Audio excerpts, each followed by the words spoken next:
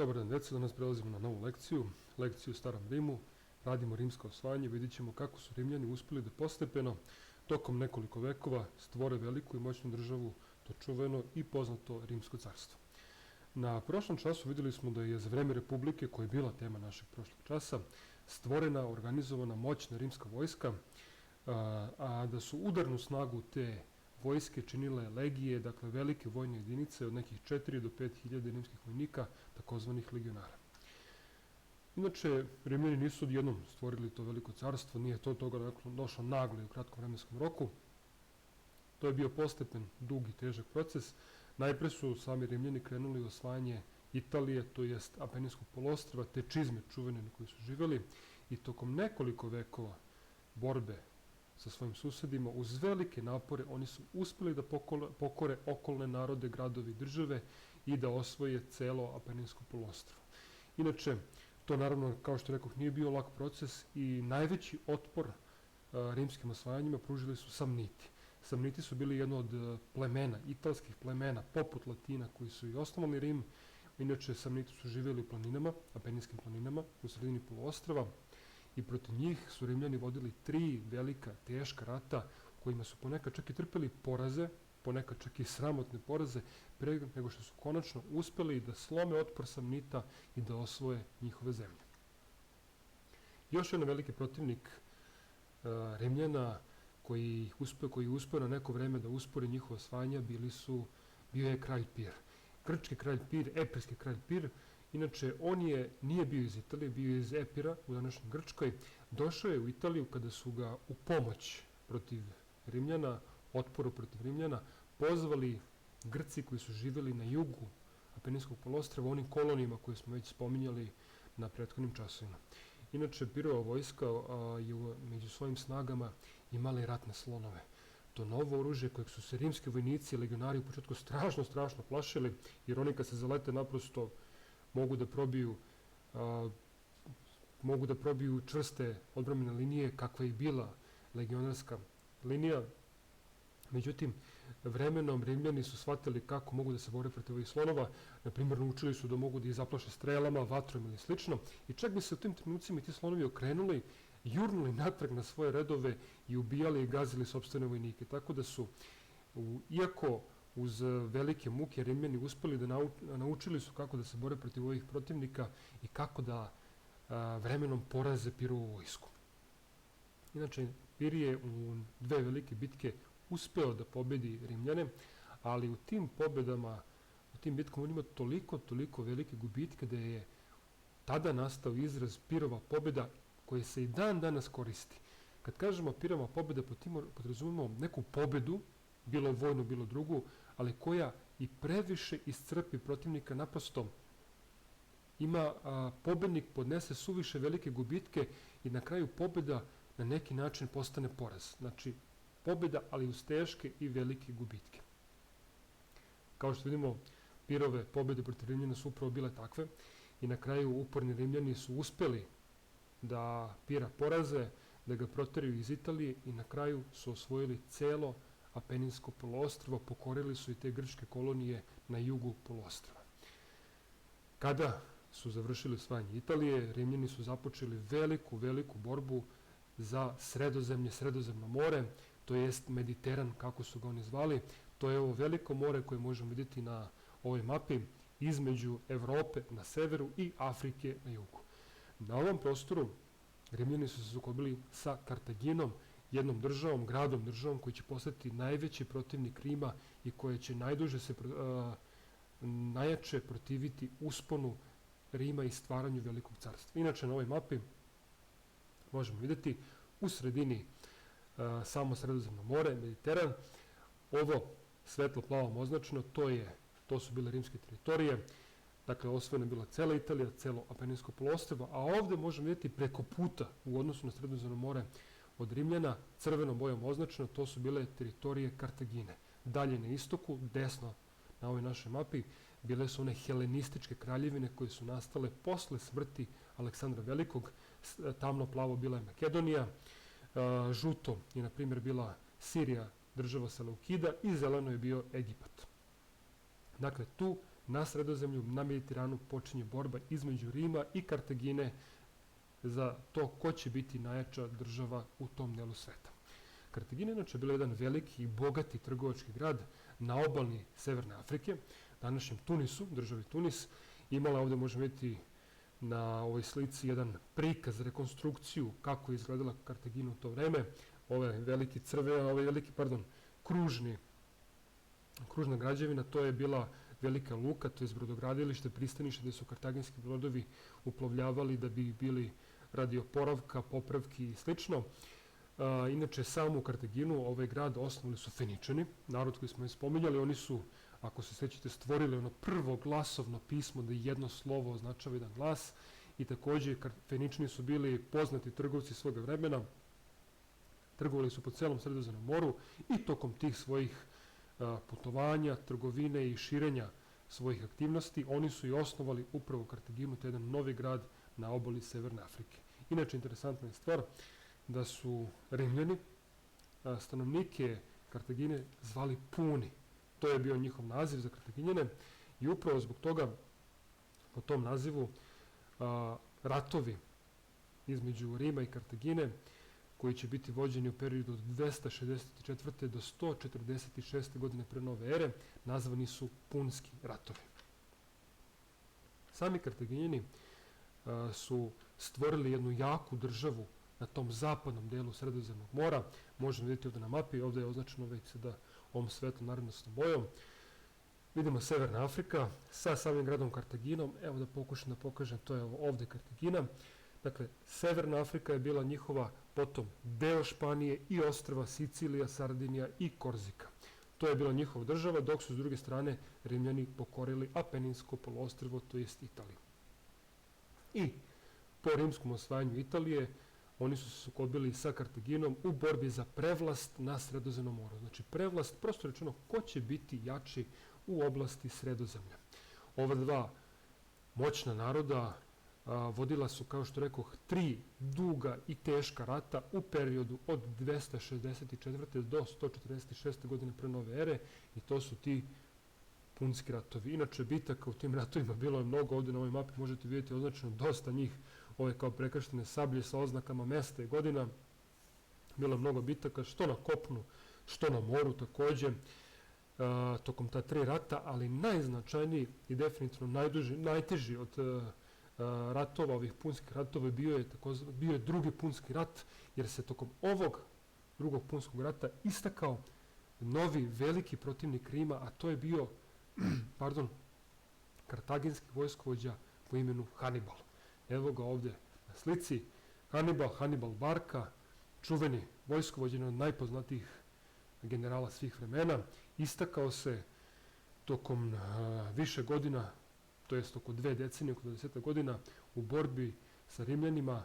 Inače, često imao slabije i brojno i po opremi slabije snage od rimskih armija, rimskih legija, ali je u više sukoba uspeo da svojom sposobnošću da taktički i strateški pripremi svoju vojsku, pobedi Rimljani i nese im velike gubitke, mada je, mogu odmah da vam kažem, na kraju ipak pretrpeo konačni poraz.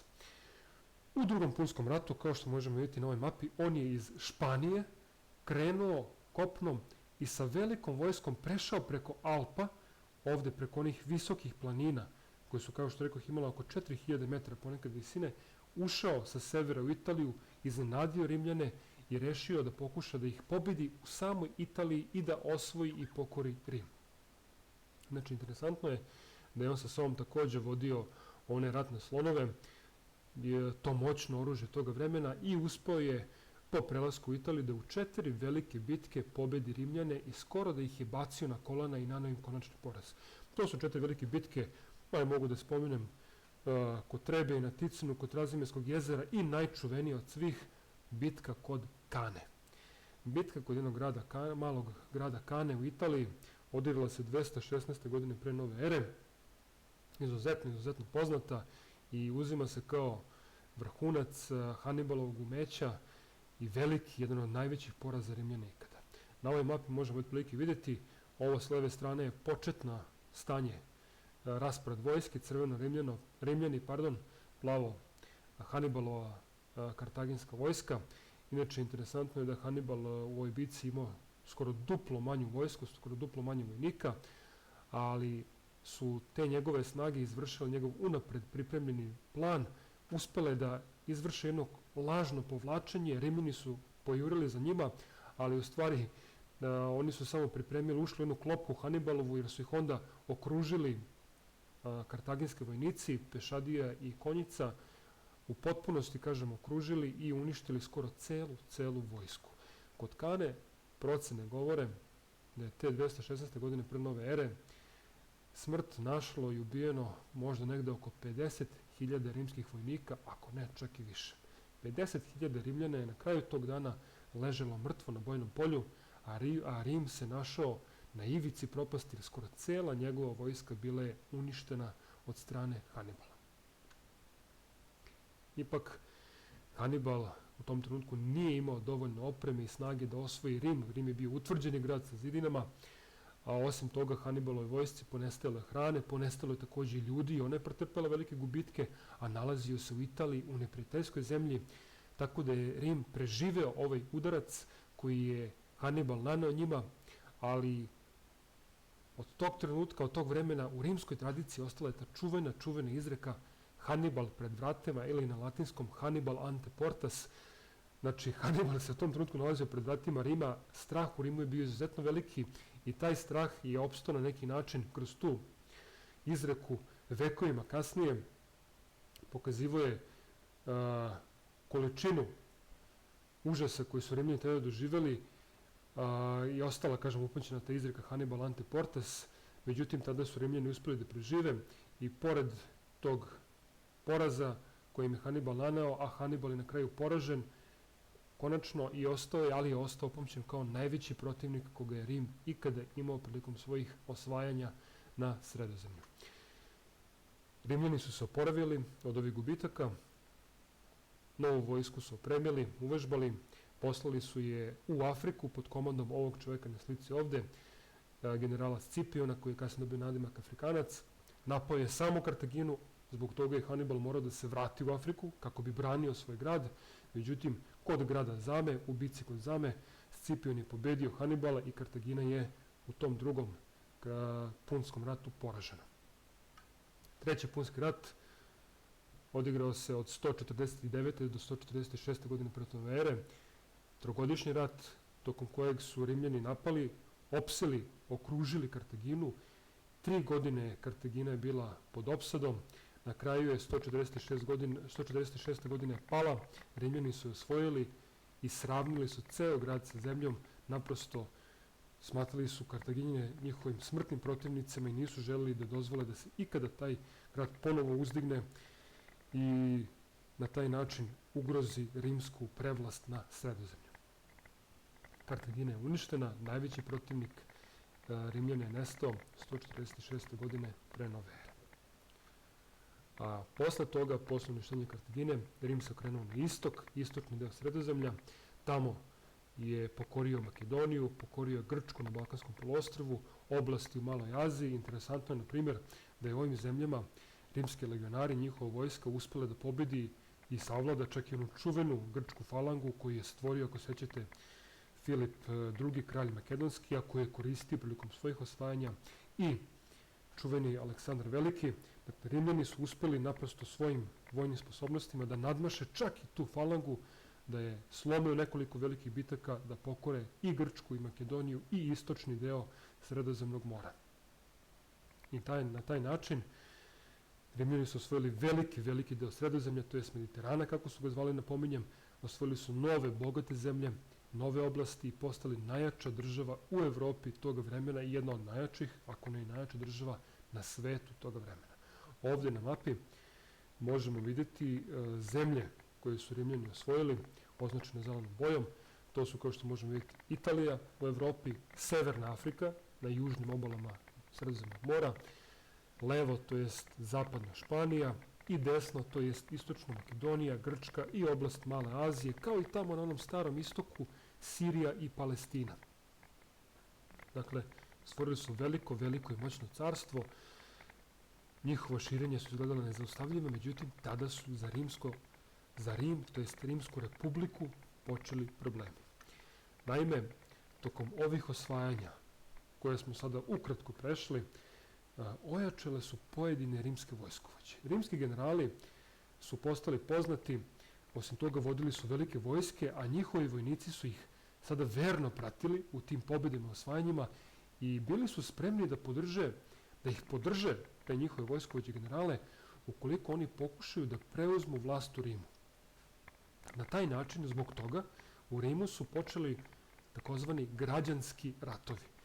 Građanski ratovi, inače, oni se ne vode između dve države, kao što su obično vode dve i više država. To su ratovi između stanovnika jedne države. U ovom slučaju u Rimskoj republici sada ratuju Rimljani protiv Rimljana. Jedan general, jedan vojskovođa protiv drugih u pokušaju da svako od njih osvoji vlast. Najuspešniji i najspretniji od ovih rimskih generala bio je čuveni, vjerojatno ste njega već čuli, Gaj Julije Cezar. Ostao upamćen u istoriji kao jedan izuzetno sposoban vojskovođa, taktičar i strateg, bio je izuzetno uporan u borbi, ponekad je uspevao da zadivi brzinom svoje reakcije u odnosu na neka dešavanja na nekom prostoru. Jednom je, na primjer, toliko brzo pobedio neprijatelja, neprijatelj je podigao pobunu, on je brzo odmarširao tu provinciju, tu oblast, pobedio neprijatelja i u Rim je poslao čuvenu poruku, kratku poruku Veni vidi vici, ili prevodu na srpski sa latinskog dođoh videh pobedih. Kratko i jasno, došao je, brzo posvojio, brzo pobedio, poslao poruku i nastavio dalje sa svojim ratovanjima. Inače, on se najviše proslavio tokom osvajanja Galije, tada je tokom tih nekoliko godina, skoro 10 godina borbi protiv tih Gala, to jest Kelta, pobeđivao njihove vojske koje su nekada brojale, boga mi, po nekoliko stotina hiljada ljudi u nekim trenucima, uporno, spretno ratovao protiv njih, osvajao, pokoravao i na kraju pokorio celokupnu tu galsku domovinu. Ovde možemo vidjeti, to je ova oblast zeleno označena, to je teritorija Galije koju je osvojio Cezar. Inače, to je teritorija današnje Francuske, danas se na tom prostoru nalazi upravo Francuska. Dakle, Cezar je osvojio Galiju, proširio teritoriju Rimske republike, ali onda je rešio da i sam pokuša da preuzme vlast u Rimu. Posle osvajanja Galije, sa svojom vojskom, svojim vernim legionarima, krenuo je na Rim.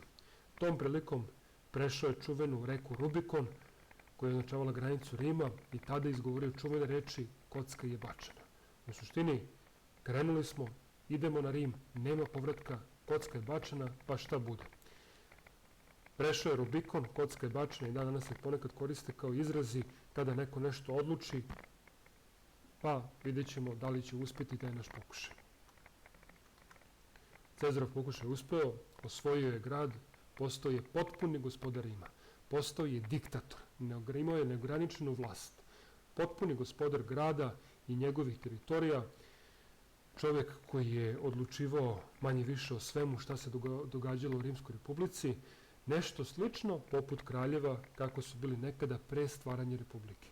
Inače, ova njegova neograničena vlast, diktatura, izazvala je nezadovoljstvo pojedinih građana koji su hteli da očuvaju republiku i ono uređenje koje je postojalo tokom nekoliko vekova pre Cezara. Zbog toga su oni organizovali zaveru i 44. godine pre nove ere, na praznik martovski ide, sredinom marta, sačekali su Cezara u senatu kada je trebalo drži neki govor. Na dogovoreni znak oni su izvukli svoje skrivene noževe ispod toga, napali Cezara, izbili ga na smrt. Inače, kada je Cezar tokom napada među protivnicima koji su ga napali, video jednog od svojih prijatelja, navodno kažu da je izgovorio čuvene reči, razočaran tom izdajom, da je rekao zar i ti brute. Inače, mi danas znamo da to nije tačno, već da mu je te reči ubacio u jednoj predstavi koju je napisao čuveni dramski pisac engleski William Shakespeare, ali su te reči zar i ti brute ostale upamćene kao eto posljednje Cezarove reči, izraz razočarenja i shvatanje izdaje od strane svojih prijatelja. Inače, posle Cezarove smrti počeo je novi građanski rat. U ovom građanskom ratu njegov usvojeni sin Oktavijan pobedio je čuvenog generala Marka Antonija i postao kasnije prvi rimski car. Cezar nije bio car, on je bio samo diktator Rima, a Oktavijan je postao prvi rimski car. Inače, treba napomenuti da je sama naša titula, ona kako mi to kažemo car, upravo nastala od imena Cezar.